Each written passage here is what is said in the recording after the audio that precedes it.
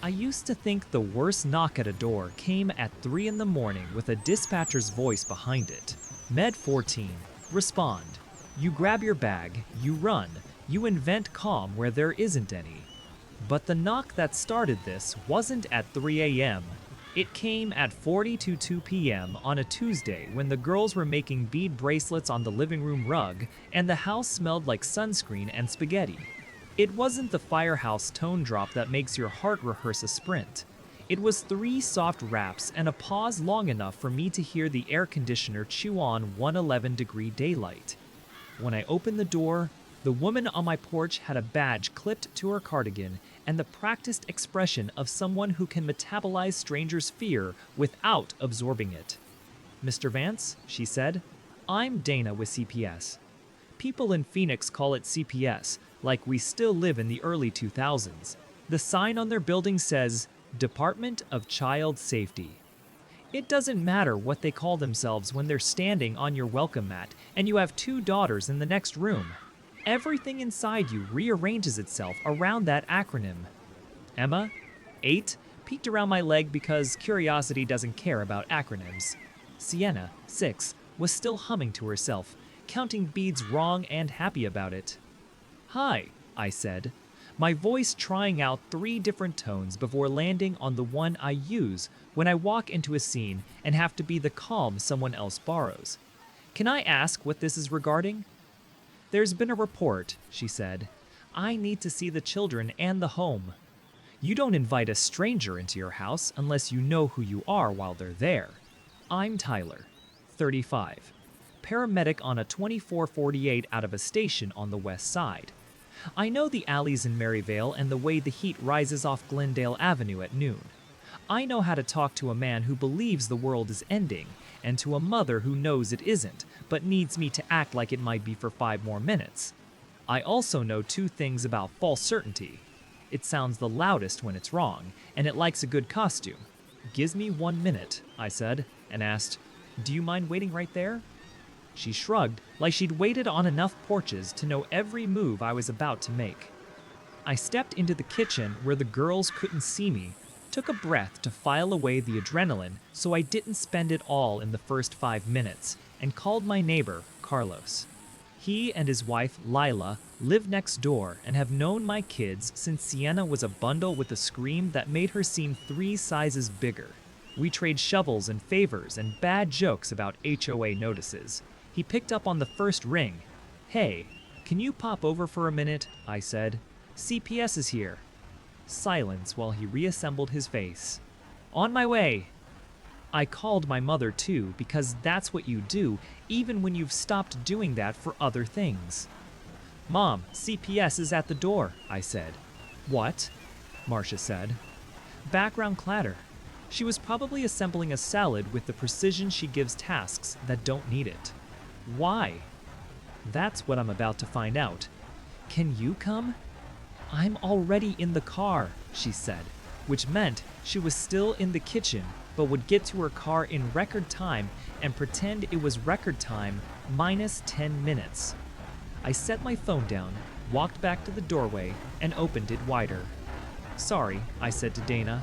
"Safety habit. Can you show me your ID?" She did, flipping the badge like she knew this script too. Her voice softened a notch. "Do you want to call someone to be present?" "Already did." She looked past me in a way that wasn't nosy, just trained. "Can I step in?" "You can come in the entry," I said. "Kids are in the living room. I'll introduce you, then I'll ask them to keep playing while we talk. That work?" "Fine," she said, and stepped onto the tile like it might have a trapdoor. We went to the living room doorway. "Girls," I said, "this is Ms. Dana. She's here to make sure kids are safe. She's going to say hello, and then I'm going to talk with her for a bit." Emma, who has my eyes and her mother's edge when she's worried, measured Dana with a look that would be useful in high school. "Hi," she said, polite but not performative. "Hi," Dana said. "I like your bracelets." "They're friendship bracelets," Sienna announced, generously upgrading the relationship between us and this stranger. "But Daddy says we don't give them to people at the door." "That's a good rule," Dana said, smiling for real now. Keep making them. I'll be just a minute with your dad." In the kitchen, I handed her a glass of water and watched how her eyes did not leave the room completely when we walked away from the kids. "We had a report alleging neglect," she said, switching to her clipboard like it carried a tone you could set a conversation to. "It says the children are left alone at night on multiple occasions while you work. It also mentions screaming from the children's room for long periods and questionable male visitors. The report is anonymous." I have been on a scene where someone says the sentence that takes the air out of a room. The sound that followed was the same one you hear when a fan turns off and you realize how much noise it had been making. My chest did a small, stupid flip, the body's way of letting you know it heard. "Okay," I said, "let's take this in order. I'm a paramedic on 24, on 48 off. On my on days, the girls are with their grandmother or sleeping at my parents' house. On my off days, I'm here, at this address, with them. We have a parenting plan. Alexis, their mother, has supervised visitation only, per the decree, because of what the court called unstable decision-making 2 years ago. There is no situation in which the girls are alone here at night. I'm happy to show you my duty schedule, my CAD logs, our custody calendar, and I can give you 3 neighbors who would sign affidavits to that effect."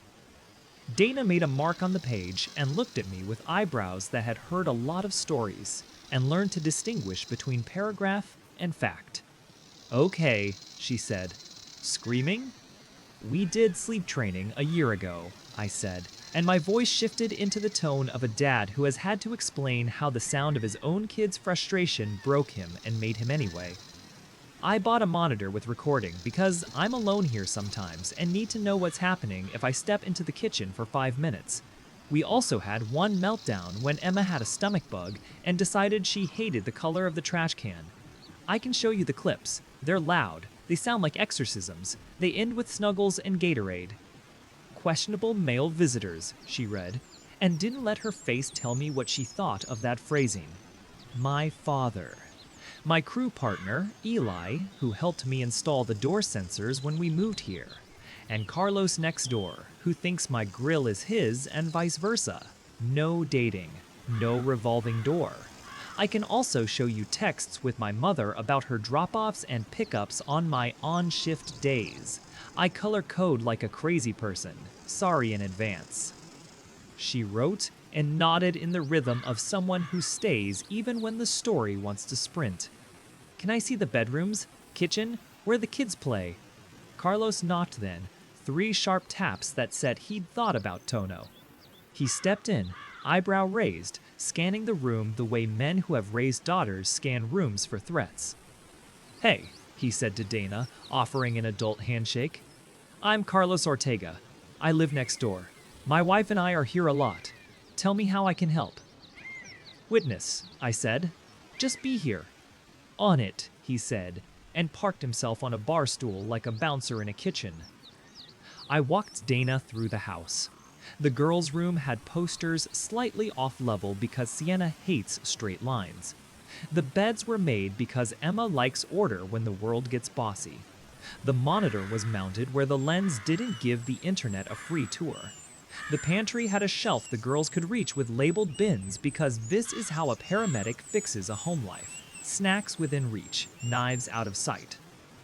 "Cameras?" she asked, nodding at the monitor and the small dome I'd installed in the hallway. "Baby monitor in the bedroom, ring camera at the front, a Wise in the hall," I said. "I can download you clips. The girls know they're there. It's not surveillance. It's me being one person with 2 kids who can teleport." She nodded. "Do you have any school contacts we can reach out to?" "Ms. Patel, school counselor," I said. "She runs a small group. The girls are in on big feelings every Thursday. She's the opposite of dramatic. If she uses the word concerning, pay attention." We sat back at the table. My mother arrived as if she'd come in on a helicopter. She has the kind of energy that makes rooms add a chair to the table. She hugged the girls. whispered an explanation in that grandma voice that turns fear into story, then walked into the kitchen like she belonged there because she always has. "Hi," she said to Dana. "I'm Marcia.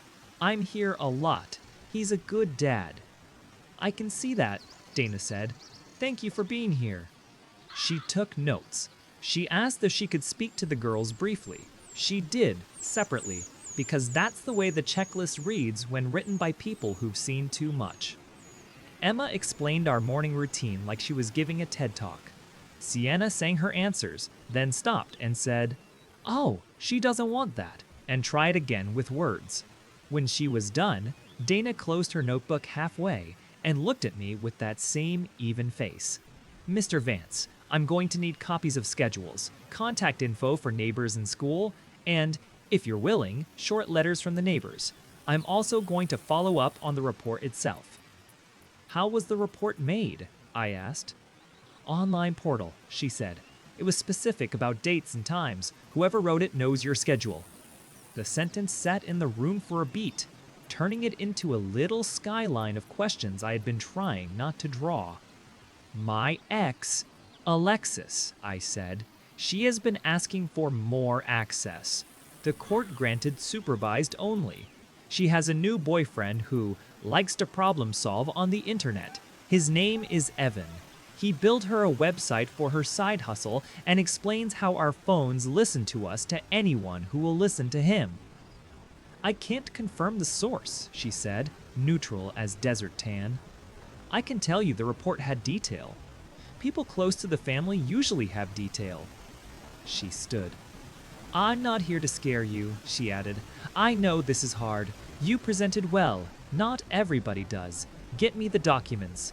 I'll note that you were cooperative and that the children appeared healthy, clean, fed, and comfortable. We'll be in touch." When she left, the house did that thing where it returns to itself like you took a blanket off a piece of furniture. The girls popped back in with bracelet demands. Carlos squeezed my shoulder once in the way that men who don't hug say they're here. My mother looked at me like she was choosing between 3 different sentences and picking none. "You okay?" she asked. "Define okay," I said. "You were composed," she said, using a word I only ever hear from music teachers and women who grew up with brothers. "You didn't make it weird. That matters." When the girls were in bed, I sat at the kitchen table with a stack of paper and a pen and did what my job has taught me to do when chaos wants to be the loudest person in the room. I built a timeline. The custody schedule went in first. Green for my days, yellow for grandma days, gray for on shift, girls with my parents. The Med 14 duty roster went on top of that, each 24-hour block highlighted in blue. I printed the CAD calls I could access, the ones that show when I cleared quarters and when I returned. I dug out emails from Ms. Patel, attaching her last 3 cheerful, "The girls are doing well. Here's a handout for our Thursday group. Notes." I texted Carlos and Lila asking for letters. Carlos sent me a draft in 15 minutes that read like an affidavit and accidentally made me cry. Lila added a paragraph about Sienna borrowing sugar at 7 p.m. for cupcake science and knocking on their door again at 7,003 p.m. because Patience hates second grade.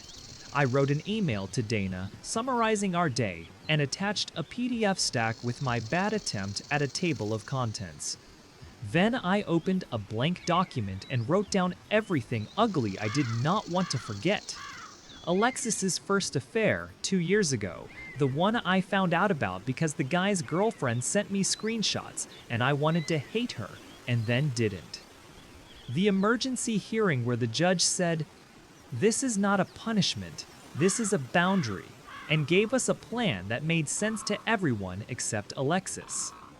The summer she tried to take the girls out of state for a work trip without telling me. The cop who called it misunderstanding, and not the word I still think of. The time she showed up at the girls' school at dismissal and cried in a voice I didn't recognize when the secretary told her she wasn't on the pickup list. Evan showed up 3 months ago with a beard. a truck that growled, and a phone that always seemed to be pointed at me. He is one of those guys who centers his own genius in every conversation. Algorithms, supply chains, soft warfare. 2 weeks before the knock, he posted a story on Alexis's Instagram about systems that let mothers get erased, with a picture of my house blurred just enough to make the blurring a threat. I took a screenshot and sent it to my lawyer with a note, heads up.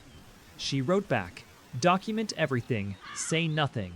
2 days after Dana's visit, an email pinged from CPS with a file request number and a paragraph about cooperating with the assessment. I sent the packet.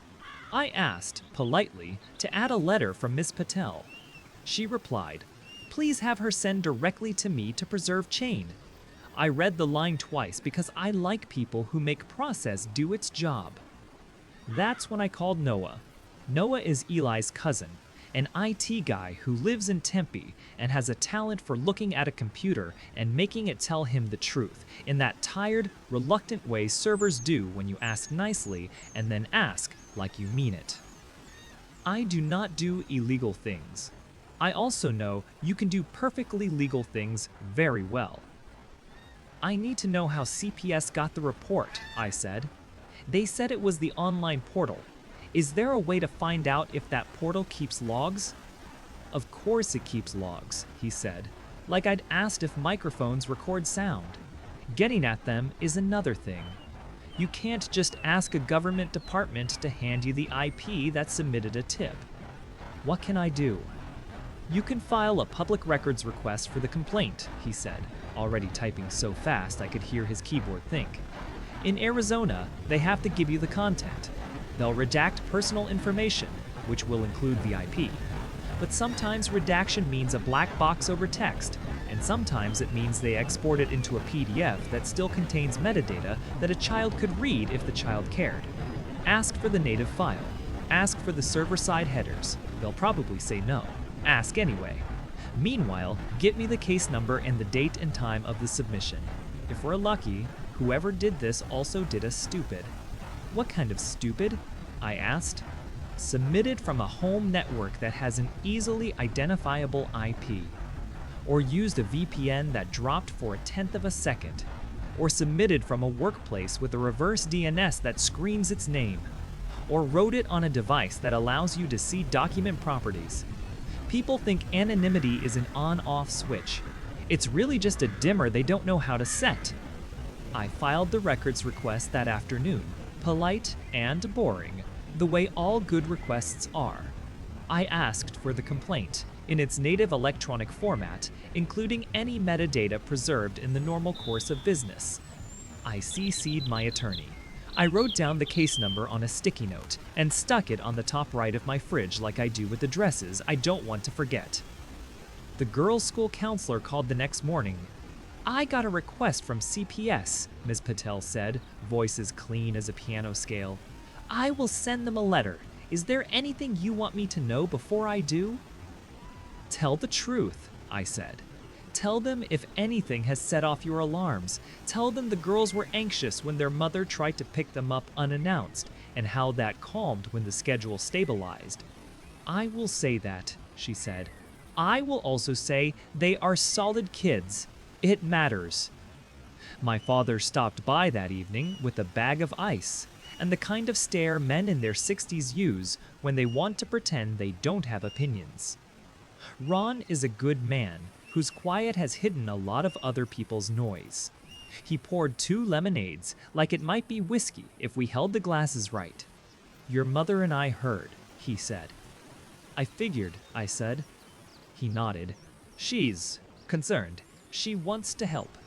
She can help by sticking to the plan, I said. No unscheduled visits. No backyard drop-ins. No letting Alexis in the door if she shows up crying. We've had that conversation.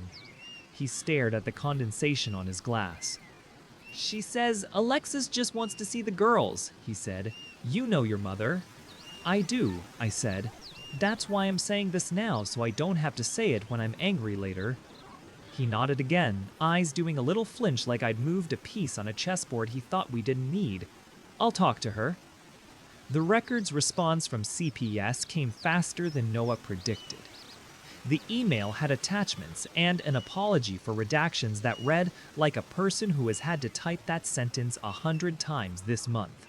The complaint was 3 paragraphs written in a voice that tried to sound like a neighbor and accidentally sounded like Alexis's texts. Too many adjectives in the wrong places, a rhythm that hopped. It listed my shift dates. It mentioned a silver Tacoma leaving at odd hours, Carlos's truck. It described the girls' room with the unicorn lamp by the closet. That's not visible from outside the house. The PDF's properties said it had been exported from their case system at 10,004 a.m., the day before. The content had been submitted via their public portal at 9,003 p.m. on a Friday. The IP field was redacted with a black box. I forwarded the file to Noah. 10 minutes later, he called, excitement and caution sharing an apartment in his voice. Our friend at CPS does not understand how redaction works, he said. They drew a rectangle. They did not flatten the redaction. I can select the black area and copy-paste. Are you sitting down? I sat.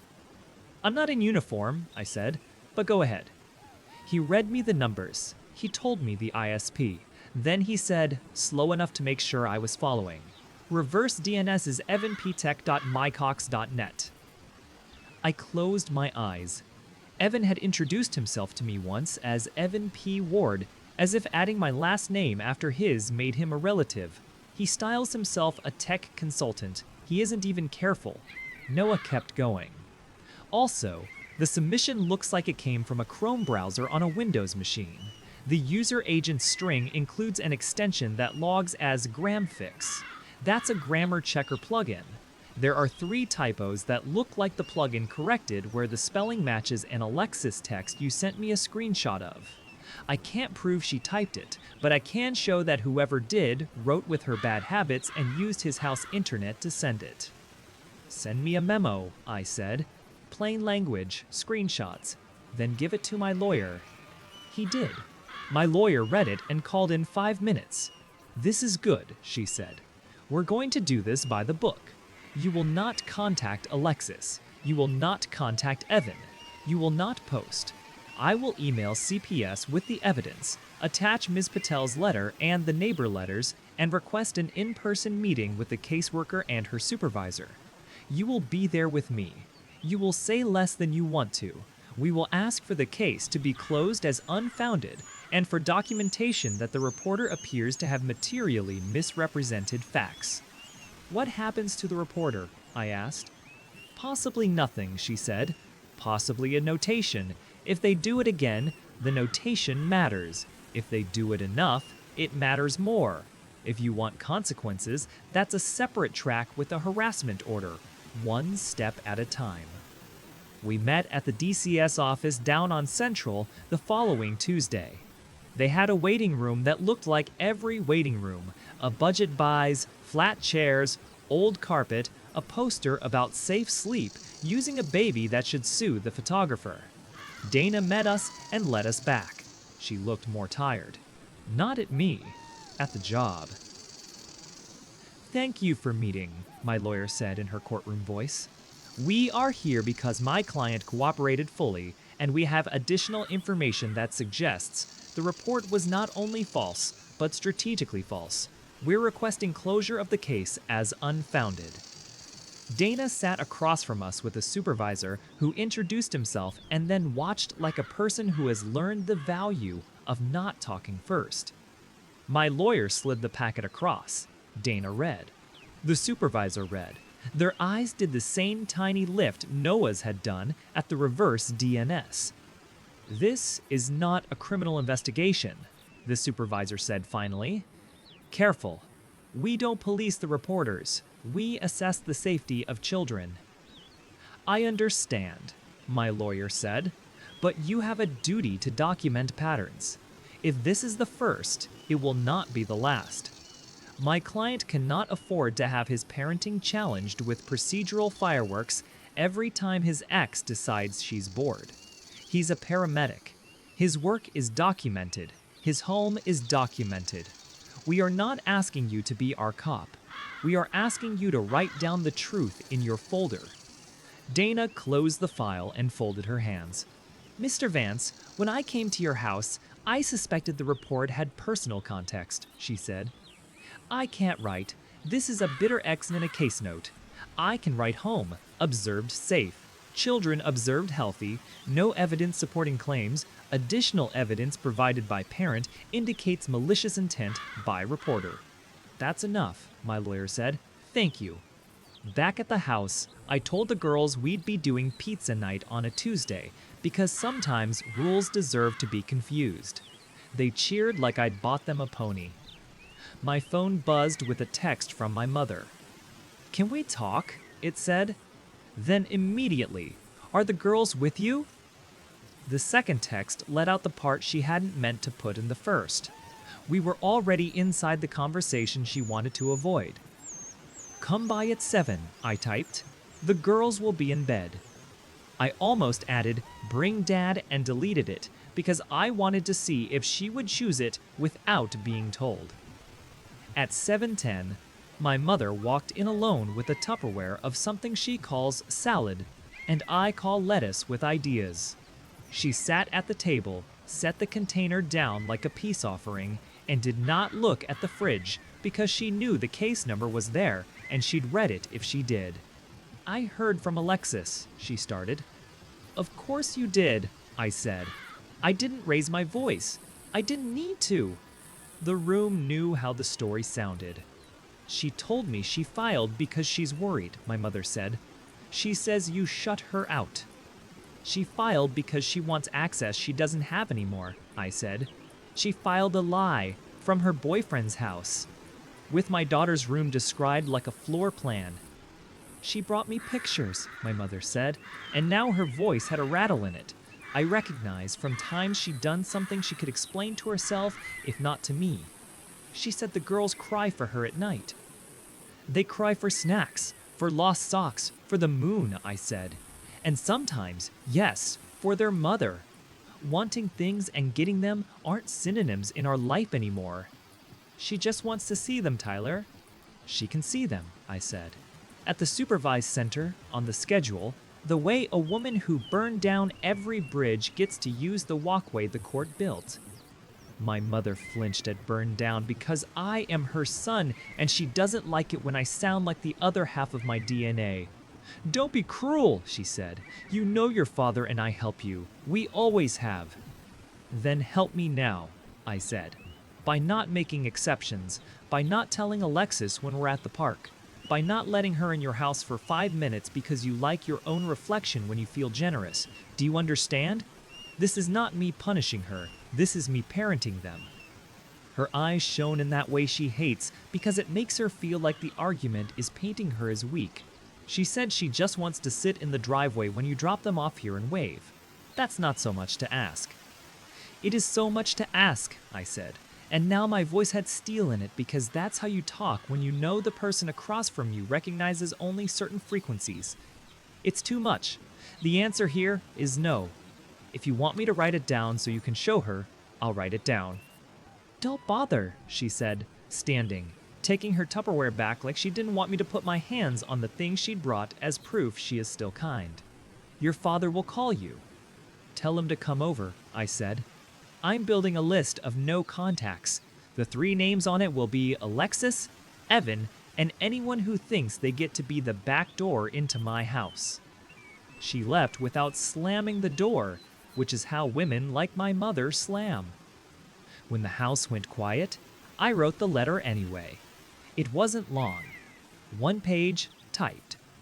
It said, in straightforward language, that all contact with me and the girls would be through my lawyer or the court-ordered channels, that my parents' house would not be a site for drop-bys or exchanges, and that anyone showing up at our school, our house, or our regular haunts without notice would meet a police report instead of a conversation. I printed it, signed it, scanned it, sent it to my lawyer, and taped it inside the door of the hall closet where I keep the tools I reach for when things break. The first test came 2 days later at the sports complex on 75th Avenue. Emma has soccer on Thursdays because she loves running in straight lines toward a ball that refuses to be told what to do. Sienna refills water bottles with the seriousness of a surgeon.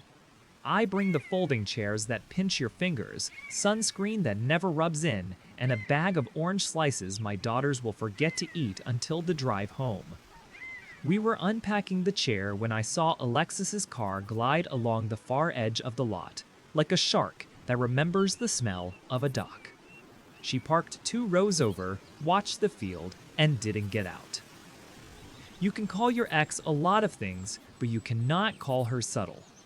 She waited until halftime, then got out and leaned against her car like a commercial for choices she never made. The old version of me would have ignored it. The new version walked to the edge of the lot and stood 10 feet away. "You need to leave," I said. "This is the girls' time." "I just wanted to see them," she said. She didn't cry. She didn't scream. She did something worse. She smiled like we were both clever, and this was a game. "You can see them at the center," I said. "You know the rules." "Rules," she said. "The way a magician says, card. Evan says rules are tools. You bend them." "Evan is a man who can't spell subpoena without an app," I said. "You need to leave." She rolled her eyes and didn't leave. I called non-emergency because you don't make a scene on a soccer field if you can help it. I told the dispatcher what was happening, gave my case number, asked for a unit to swing by and document that the mother in a supervised-only plan appeared at the children's event. The officer who responded made it easy. He parked, walked over, asked Alexis 3 questions in a voice that had no patience for performance, and then wrote an incident report with the case number from CPS underlined. When he handed me the card with the report number, he said, "Keep stacking paper. People like this hope you'll get tired before they get bored." I thanked him without saying the words I wanted to say. I went back to the field and watched Emma kick a ball past a kid who insists on being goalie every week, even though he hates blocking anything. Sienna screwed the cap back on the water bottle with the intensity of a person who believes hydration holds the world together. That night, when the girls were asleep, I sent the incident number to my lawyer and to Dana. I wrote, short and plain, documenting contact outside plan, no escalation, request that this be added to case file. Dana wrote back 1 sentence, added, "Thank you." The next morning, a letter was on my doorstep in an envelope that smelled like synthetic lilac. No return address. Inside, a card with a picture of a beach we don't have here. The handwriting was Alexis's, round and imprecise. It said, "You can't keep them from their mother." It was the kind of sentence people write when they're practicing lawsuits in their heads. I photographed it, forwarded it, and then fed it into the shredder while the dog watched me like I was destroying evidence in a spy movie. By the end of the week, the packet on my desk had gained weight, the way you do when you eat stress for dinner. CPS had our evidence. The school had supplied theirs. Noah had written an addendum that might as well have been titled, "How to Learn from Your Stupid." And my lawyer had drafted the paperwork for a harassment injunction if we needed it. I'd taped the soccer report to the back of the hall closet letter like a leaf you press in a book. On Sunday, my father called from the driveway. He doesn't use the doorbell. He respects thresholds the way he respects time. I met him on the porch. "Your mother is upset," he said. "She can be upset," I said. He nodded, hands in his pockets like they belonged there. "I told her I'm done being the middle," he said. "I told her if she wants to see the girls, she sees them through you. I told her if Alexis calls, she can let it go to voicemail like the rest of us." I don't know if it took. "Thank you," I said. He nodded again and looked out at the street like the asphalt might weigh in. "I should have said it earlier," he said. "You're saying it now," I said. And because we are not a hugging family, we talked about my swamp cooler for 5 minutes like it was a metaphor if you were squinting. On Monday, Dana called. "I wanted to update you," she said. We're closing the case as unfounded. We're documenting the concern about the reporter. If there's another report from the same IP, it will be noted. There's also a flag on the school that Mom is supervised only and should not pick up." "Thank you," I said. The words didn't feel big enough for the relief. "I appreciate how you handled this." "I appreciate how you handled it," she said. "You didn't blow it up. You did the work. Not everyone does." I hung up, put the phone face down, and let the house be quiet in that good way where the air conditioner is the only sound, and the hum doesn't mean anything other than the machine doing its job. The girls ran through the hallway shrieking in a register that would have made a stranger nervous and made me feel like I'd been handed oxygen. I wanted to believe this was the end. That's not how people like Alexis behave when a system doesn't give them a balcony to perform on. The false report had failed. The field ambush hadn't got her the reaction she wanted. There would be a next thing. If parenthood has taught me anything that paramedicine didn't, it's that prevention isn't just a certificate you take once. It's a posture. I opened a new note on my phone and titled it Fireproofing.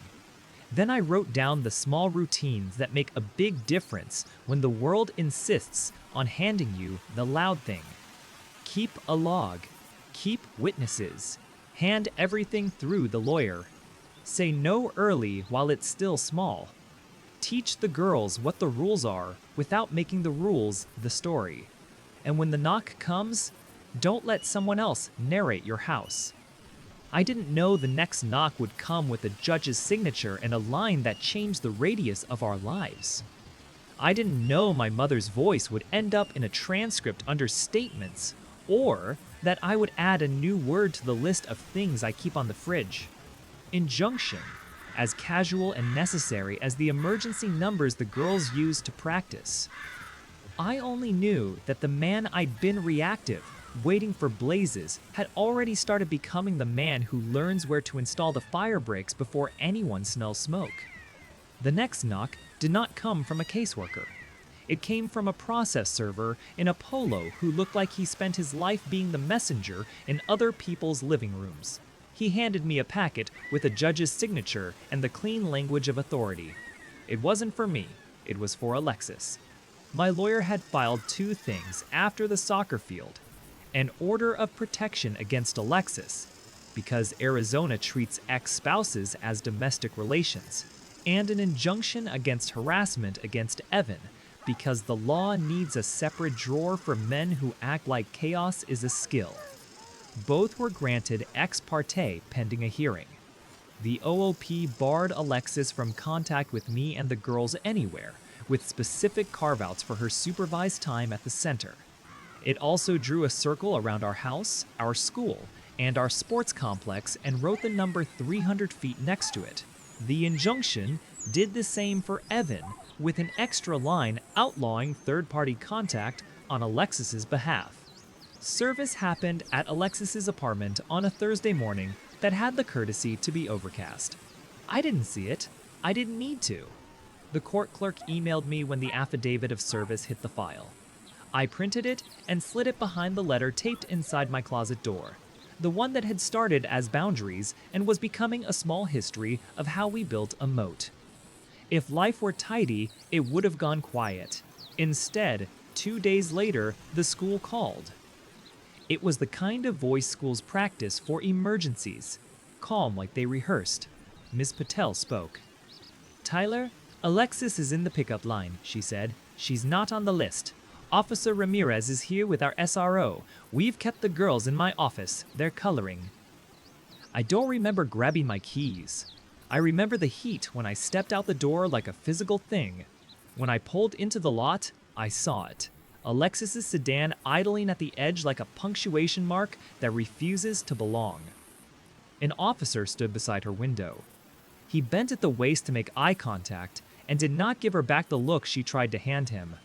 Another officer, the SRO, stood between the office door and the rest of the campus like the personification of the word boundary. Inside, Emma and Sienna sat at a low table with a bucket of crayons. Sienna held up her drawing, a dog that looked like a cloud with opinions. Emma had drawn our house in the careful square kids use when they want to prove an idea is real. Ms. Patel looked like a person who had spent her professional life talking small people through big weather. "We're okay," she said. "We did the script. I kept my voice boring. That seems to help." Officer Ramirez walked in a minute later with a clipboard and the face of a man who had made it his hobby to like kids and not like games. "She's been served with an OOP," he said. "She claims she didn't understand the boundaries. I explained them. She's leaving now. We'll write it up. Do you want to pursue a violation?" "Document everything," I said. "We'll bring it to the hearing." He nodded. "Good job getting the order before the next thing. People usually wait." "I don't wait for fires," I said. "I don't wait for this either." The girls had questions, but they were 6 and 8, so the questions wore costumes. Can we get ice cream? Does the dog miss us when we're at school? Why do some crayons break and some don't? In the car, I told them the line I'd been practicing with Ms. Patel's help. Some adults make bad choices when they feel big feelings. When that happens, other adults help keep the rules. We are safe. It's my job to make sure you stay that way. They accepted it the way kids accept weather, okay? Now what? The hearing came fast because the court understood the difference between drama and danger. We sat in a small courtroom where everything is designed to make the decisions feel normal so you don't notice how many hearts they change. Alexis sat at the other table. Evan sat behind her with his chin up and a shirt that tried to look like success. My parents were not there. I had asked them to stay home because there are some rooms that will only ever pretend to be neutral, and I needed fewer variables, not more. The judge was a woman in her 50s who looked like she'd replaced her patients twice this year and would do it again. She didn't confuse empathy for indulgence. My lawyer spoke first, doing the thing she does where she drops a map on the table and points to the landmarks like she's been to this country before. She laid out the CPS visit and the unfounded closure. She handed up the reverse DNS memo with the black box that wasn't black anymore. She submitted the soccer incident report. She submitted Miss Patel's letter about the pickup attempt and the school's flag. She kept me from speaking until the part where the judge asked me to. Alexis's attorney had a story about mothers and systems and weaponized paperwork. It was well told and faintly insulting to women who don't need a violin to explain their choices. The judge let him have his paragraphs. Then she asked Alexis 2 questions about supervised time and about showing up at the school after service. When Alexis tried to give feelings instead of answers, the judge did not reward it. "Here is what we are going to do," the judge said, voice steady enough to rebuild a porch. "The order of protection remains in place for 1 year. No contact means no contact. Any visitation will take place exactly as outlined in the existing decree at the supervised center. The respondent is prohibited from coming within 300 feet of the children's school, extracurricular activities, and residence. The injunction against harassment against Mr. Evan is granted on the same terms with the no third-party contact clause. If there is a violation, the petitioner will call the police. The officers will act, and we will revisit with a different set of consequences. Mr. Vance, continue doing what you're doing. Ms. Ward, you will either learn the meaning of supervised or your time will vanish entirely. That is not me being cruel. That is me being intact." She stamped the orders. The sound was small and final. On the way out, Alexis said my name, too loud in a hallway designed to carry whispers. I kept walking. Evan muttered something about, "Someday the truth coming out," in the tone men use when their swagger has nowhere left to sit. My lawyer angled her body between us so I didn't have to invent restraint. We walked into the sun. We didn't tell the girls about court. We told them about new routines, new pickup password, new rule about who is allowed to shout hello in parking lots. We built a code word out of something silly that only we would say if someone who wasn't supposed to pick them up tried to charm them into it. They practiced it like a game. They drew signs for our front windows. No soliciting, no knock. Unless you're pizza. I installed a second camera and didn't narrate it. Ms. Deaf. Patel referred us to a child therapist across town who ran play sessions that taught kids how to tell the truth with puppets without learning to hate the word truth. The first session, Emma sat cross-legged and built a structure out of blocks and then knocked it over on purpose while Sienna made the dolls argue about who gets the blue cup. The therapist narrated feelings like a soccer commentator. That looked frustrating. You wanted the blue cup and someone else had it. What helped? It sounded childish when she said it in the adult room later. It sounded like work in the kid room, and I felt my shoulders lower because somebody else was finally carrying a part of this. I couldn't. I looped my parents into the plan, the smallest amount necessary. My father came around like men do when they've decided that doing nothing is not longer comfortable. My mother, for a while, did the thing where people with a lifelong loyalty to their own generosity do. She performed absence. She didn't come by. She didn't call. She texted pictures of recipes with captions like, "Made this for my book club, girls would love," as if she didn't know the difference between a memory and a plan. Then, after the hearing, she sent a sentence without punctuation. "I will respect the order." I replied with one, too. "Thank you." Evan tried once more. Not at us, at our perimeter. He posted a video on Alexis's account about fathers who hide with a blurred screenshot of the court stamp. My lawyer sent one email to his inbox and one to his provider with the injunction attached. The video disappeared in an hour. I printed the screenshot anyway and slid it into the closet sleeve. The pile had become a ritual. The ritual made it easy to keep being boring when someone else wanted me to be loud. And then life turned into what we had been aiming for without believing we could hit it. Ordinary, punctuated by small, contained annoyances that did not require uniforms. Pizza on Tuesdays. Practice on Thursdays. Bedtime with one more book than we said because I am not made of stone. Sleep that didn't patrol the house for a sound to attach to. Work that went back to being the only emergency I had to walk into on purpose. I started noticing different things. The way Sienna's handwriting slid from chaos to pattern over 3 weeks, then stayed. The way Emma tried a joke at breakfast and looked at me for the smile before she let herself laugh. The way the house sounded at 7 a.m. on my 48 offs, espresso hiss, dog paws, the kids' feet hitting tile. If you've never heard peace return, it sounds like a machine you'd forgotten you owned turning on. When the school year ended, I moved us. It wasn't running. It was math. The orders were lines on a map. Distance turns lines into buffers. My station didn't care if my commute added 10 minutes. My girls cared if they looked over their shoulders in parking lots. We found a rental in Ahwatukee on the other side of South Mountain. A house with a backyard that pretended it was a tiny desert on purpose and a lemon tree that tried to overachieve. The school there had a librarian who pronounced every kid's name like she'd practiced. The neighborhood had its own next-door drama, which we avoided by not introducing ourselves to it. We moved in stages.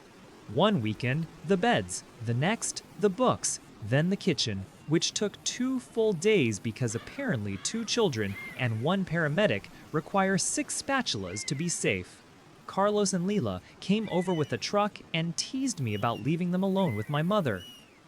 My father drove across town with his drill and hung every shelf without making a speech about the angle. I sent the new address to Ms. Patel with a thank you card that said what I should have said earlier. Thank you for making my kids your job. On the last night in the old house, we ate dinner on the kitchen floor. The girls asked if the new house would know our names. I said, "Houses learn fast." That night, the monitor blinked blue in the empty room, and I turned it off for the first time since I bought it. In the morning, I took the camera down from the hall and filled the screw holes with putty until the wall looked like a wall and not a biography. I sent a change of address packet to the court, to the school, to my lawyer, to my parents. I did not send one to Alexis. She didn't ask. If she had, I would have given her the center's hours and the address of the supervised room. Some maps aren't for everyone. The first week in the new place, nothing happened. The second week, nothing happened. By the third, nothing happening stopped feeling like an accident and started feeling like the reward for 100 unglamorous choices. The girl's therapist gave us words for things I had been muddling through on instinct. We said grown-ups made a bad decision instead of mom did a bad thing, because the aim wasn't to draft villains. It was to build an internal alarm that didn't get confused by love. We taught the girls the difference between secrets and surprises. Secrets are things people ask you to keep forever. Surprises are good things you keep for a little while so they can feel big. We told them we don't do secrets in our house. The OOP just sat there in the file like a guard dog that only needed to be real enough to be respected.